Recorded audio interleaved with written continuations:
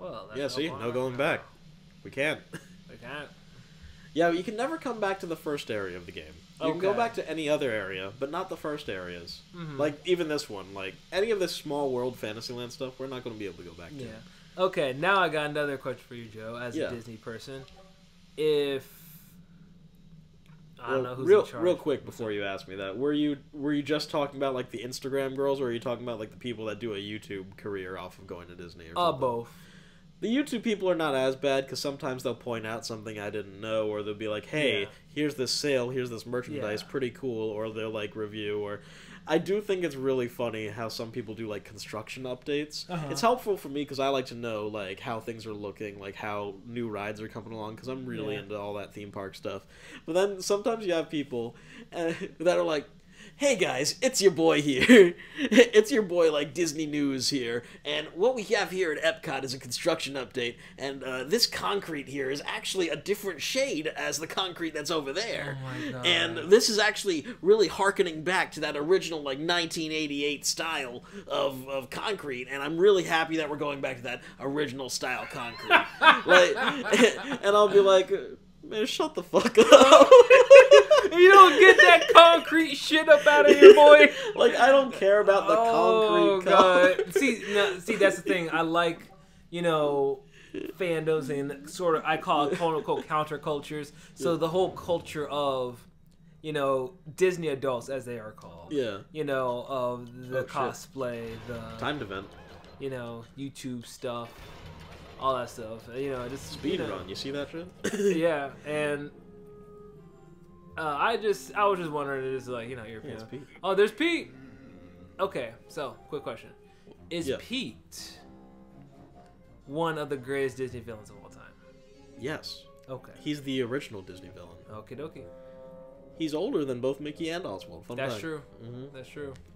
Many incarnations and also one of the greatest voices. Hey, Goof. Goof. Under your thumb, Goof. Beat your fucking son, Goof. I murdered my wife, Goof. Emotionally and physically abuse your family like I do. Hater, pal. But anyway, so yeah, Mickey Mouse, eh? So this is small Pete. Now, in this game, there are multiple incarnations of Pete, like there are, like, for real, but none of them are actual incarnations of Pete, except for, like, the main one, which we'll meet later. Right. This is just, he's dressed up in Small World, and then later on, it's like, he's dressed as Peter Pan, or whatever. I can't wait till we get to the Peter Pan Pete. Pete Pan, if you would. So... He's like a bully of the Gremlins, pretty much, and he crashed his boat, and now they think he's a bad guy. So it's an accident, and if we get basically, here's the main choice here: we got to find his ship's log, and either we can return it to him, or we can so he can, like, prove that he's innocent and it's cool, or we can pass it off to some dude. Pete. Oh, you want to screw Pete over? Yeah, you Pete. You want to screw over small Pete? Fuck Pete. Listen, man, I play enough Kingdom Hearts games. Fuck Pete. Pete's an asshole. You gonna screw over small Pete? Fuck Pete. All right. Fuck well, every version of Pete. Then we're gonna do it. We're screwing over small Pete. All right. Man. So, anyway, you were about to ask me another question after the Instagram Disney people. Yes. So, I know, you know, there are live action Disney movies. Some terrible. We're some talking about the remakes. All right. If you were in charge, like you were just given unlimited money, special effects, whatever, what Disney movie would you attempt a live action remake of? Hunchback. Wow. That's okay. I mean, I like that. Now, I like that. Here's my reasoning. All right. Oh, yeah. Let's see. So, first of all, everyone's super cliche answer for this is Treasure Planet or Atlantis. Yeah, which is a very good. Which is a good. It's a good answer. It's a good answer, but no one's gonna see it. Both of them are good. They're good. No one's gonna watch it. The thing is like you can't remake those movies. You have to retell them because let's face it, Atlantis and Treasure Planet both have very good parts to them. I really like Treasure Planet soundtrack for one, but they both have parts of them that kind of make the movies suck, and that's why they didn't do so hot. Yeah, like Atlantis. Nothing actually happens in that movie until like the last act. Yeah, like, and it's the most, and it's so it's very short. It's very fast paced. The comedy's great. The animation's great. I love the characters. I love every single character. They were missing the magic. Yeah, I guess. And Treasure Planet hits the mark a little bit better. It just suffers from the fact that it's the Treasure Island story. Yes. And we've oh wow, there you killed him. Okay. I was going to make them both friends, but alright, I'll fix that bridge at least.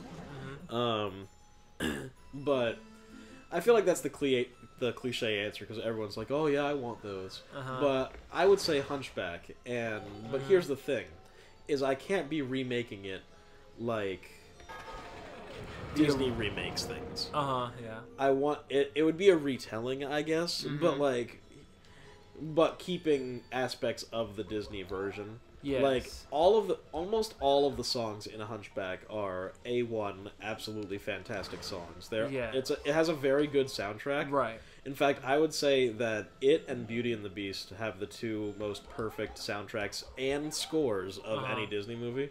Yeah. Because just the instrumentals that normally play are both fantastic. The only thing, actually, in my opinion, that is keeping. I didn't even ask you about this gremlin. I just went with it. Yeah. We're freeing the gremlins. We're freeing the gremlin brawn. Oh, so he's going to repair something for us. That's cool. There you go. These guys pretty much just solve puzzles for me. There you go. But I would say that Disney's Hunchback of Notre Dame is a perfect movie, except for the George Costanza gargoyle. I love the gargoyle. No, they're the comic relief, and I get why they're there. But if you take the gargoyles out, then Hunchback is a perfect, like, serious movie with well done, like, music and everything like that. So basically, have some real good actors, keep all the symbolism, keep all the allegories, keep all the dark themes. Pastor guy who's just horny, so he decides to burn half of Paris down. Exactly. Yeah, keep all that.